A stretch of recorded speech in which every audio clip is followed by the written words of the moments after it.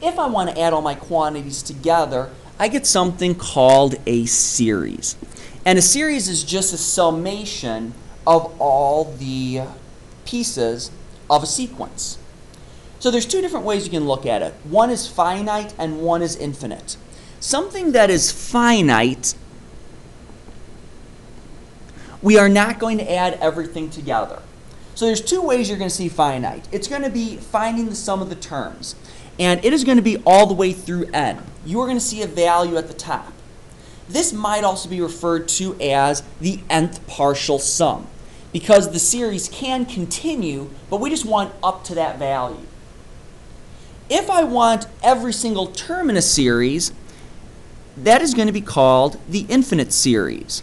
And it looks identical to the finite series with the exception of the infinity sign up there. So finite and infinite. So my first example here, I want to find the sum of the following series with a lower limit of 3 and an upper limit of 7. So with this, I'm going to start by plugging in a 3, and then a 4, and then a 5, then a 6, then a 7. I always start with my lower limit and then go to my upper limit.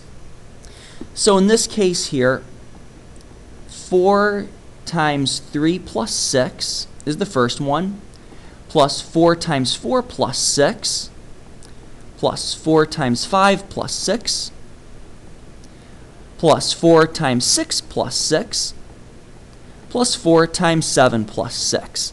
So I plug 3 all the way through 7 into my expression.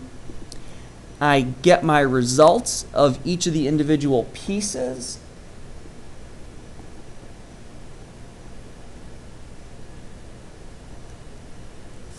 And then I add all the results together. So my series going from 3 to 7 of 4i plus 6 is 130.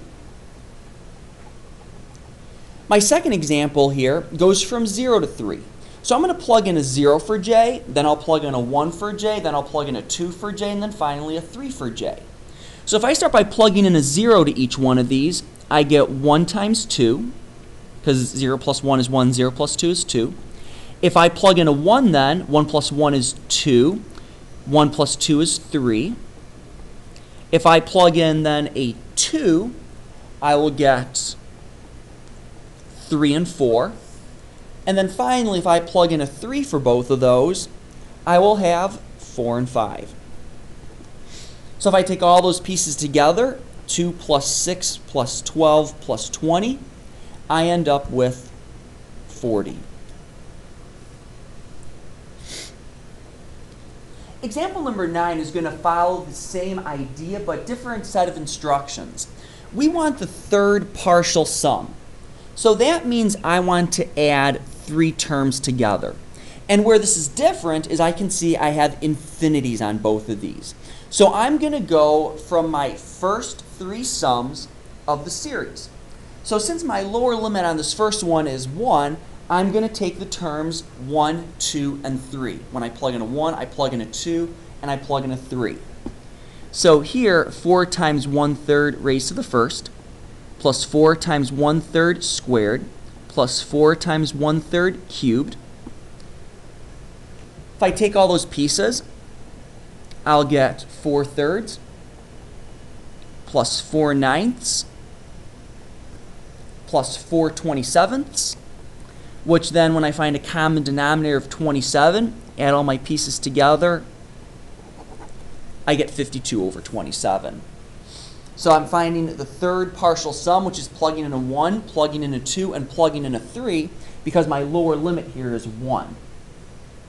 In my last example here, my lower limit is 0, and I still want 3 terms.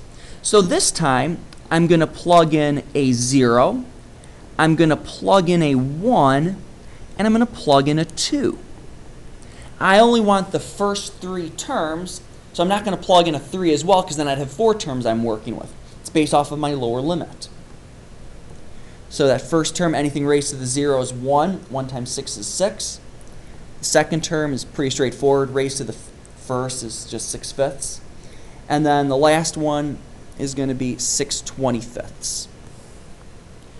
And then once again, finding the common denominator, adding all these pieces together, you get 186 over 25. So third partial sum means the first three terms, and you start from wherever your lower limit is.